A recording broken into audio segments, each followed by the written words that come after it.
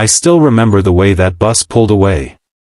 The doors folded shut with a sharp hiss, and through the glass I saw the driver glance at me for half a second before pressing the gas. I ran the last few steps anyway, my hand stretched out, my heart pounding, my breath burning in my chest. But it was too late. The bus rolled into traffic and disappeared down Main Street, leaving me standing there with nothing but frustration, and no idea that my whole life was about to change. Before I tell you what happened next, take a second to hit subscribe, like this video, and share your thoughts in the comments. Here on your channel name, we believe small stories can carry big lessons. And today's story is one I'll never forget. It was a Tuesday morning in early October. The kind of crisp fall day when the air feels clean and everything looks a little sharper. I was living in a small town just outside Chicago, working a job I didn't love but needed. I had an interview downtown for a better position, better pay, better hours, and maybe a chance to finally breathe again. But I overslept. My alarm didn't go off, or maybe I shut it off without remembering. Either way, I rushed out of my apartment half-dressed, tie in one hand, coffee in the other, hoping I could still make it. I couldn't. So there I was, watching my opportunity roll away in a cloud of exhaust. I checked the bus schedule on my phone. The next one wouldn't come for another 40 minutes. My interview was in an hour. Downtown traffic at that time? There was no way I'd make it. I sat down on the cold metal bench at the bus stop and dropped my face into my hands. I felt defeated. Not just because of the interview, but because it felt like a pattern. I was always a step behind. Always just missing something.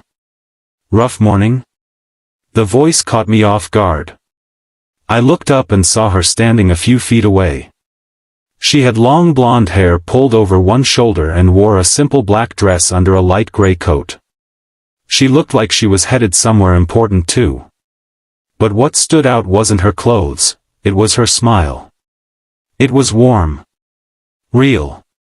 I missed my bus, I said, trying to laugh it off. And probably my job interview. She glanced down the road and then back at me. Downtown? Yeah. She nodded slowly. I'm heading that way. I was going to call a rideshare anyway. Want to split it? I blinked. Really? Sure, she said with a shrug. No one deserves to have their day ruined before 9 a.m. It was such a small thing. A simple offer. But in that moment, it felt huge.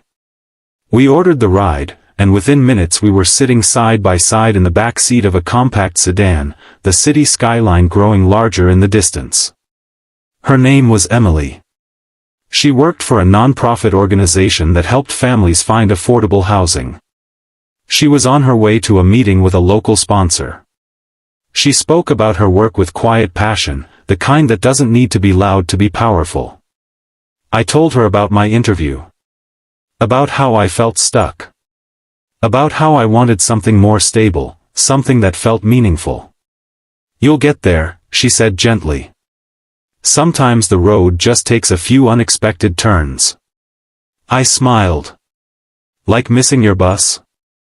She laughed. Exactly like missing your bus. When we arrived downtown, she refused to let me pay more than half, even though she had arranged the ride. Text me later, she said as she handed me her number. Let me know how it goes. And then she disappeared into the crowd. I made it to my interview with 5 minutes to spare. My heart was still racing, but I felt strangely calm. Maybe it was the conversation. Maybe it was knowing a stranger had believed my day wasn't ruined. The interview went better than I expected. I walked out feeling hopeful. That night, I texted her. It went well, I wrote. Thanks to you. She replied almost immediately. See? Missing the bus wasn't the end of the world. We started talking more after that. First about work. Then about life. Childhood memories. Favorite movies. Family traditions. A week later, we met for coffee. Then dinner. Then a walk by the lake where the wind tangled her hair and she laughed at how serious I looked when I talked about my future. I got the job 2 weeks later. And I took her out to celebrate. But here's the thing, our story isn't just about romance.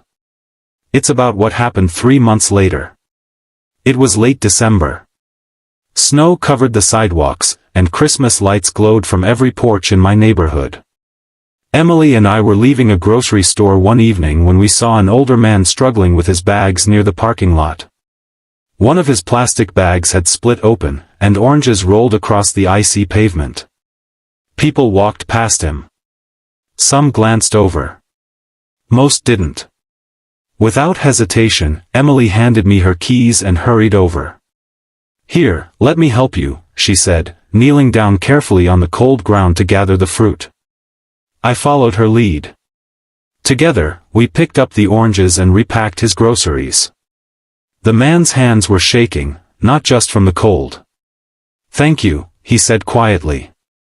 "My wife's at home. She's not well. I didn't want to leave her long." Emily's expression softened. "Let's carry these to your car."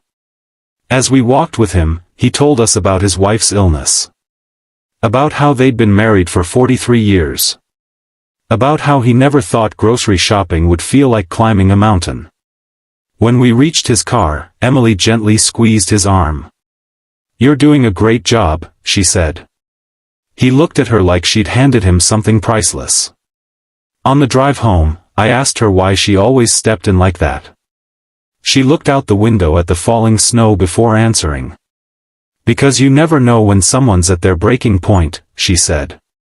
"And sometimes, all it takes is one small act to remind them they're not alone." Her words stayed with me. A few weeks later, I found myself in a similar moment. I was at a coffee shop before work when I noticed a woman at the counter fumbling through her purse. She looked embarrassed. Stressed. "I'm sorry," she told the barista. "I thought I had my card." There was a line forming behind her. People were shifting impatiently. Before I could second-guess myself, I stepped forward. "I've got it," I said. She turned, surprised. "Oh, I couldn't." "It's okay," I smiled. "We all miss our bus sometimes." She didn't understand the reference. But she didn't need to. Her eyes filled with tears. "Thank you. It was just a cup of coffee. $4 and some change." But I could see the relief wash over her face. And in that moment, I understood something. Kindness isn't about grand gestures. It's about paying attention. It's about noticing the person who feels invisible. The one who's carrying more than groceries. The one who thinks their bad day defines them. A year after I missed that bus, Emily and I stood at that same stop again. This time, it was on purpose.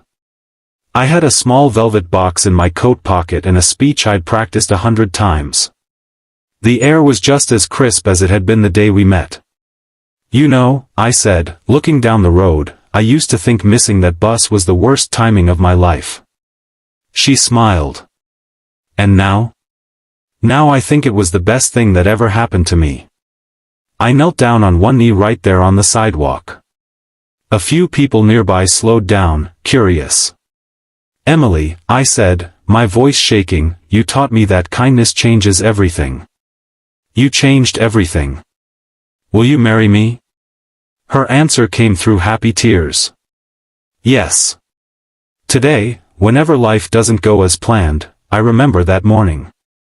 I remember the hiss of the bus doors. The feeling of being left behind. And I remember the stranger who chose to be kind. We live in a world that moves fast. People are busy. Distracted. Tired. But kindness doesn't require extra time. It just requires intention. It's offering a ride. It's picking up someone's groceries. It's buying a coffee. It's believing that a small moment can turn into something bigger than you ever imagined. If I hadn't missed that bus, I would have made it to my interview early.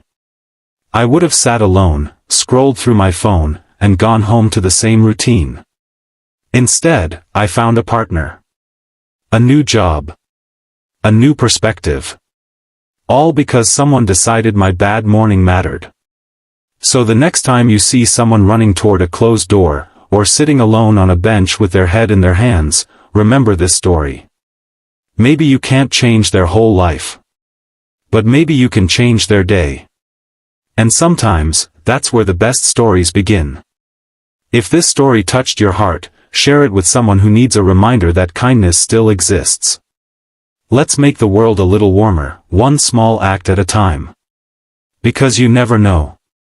The bus you missed today might be the beginning of something beautiful tomorrow.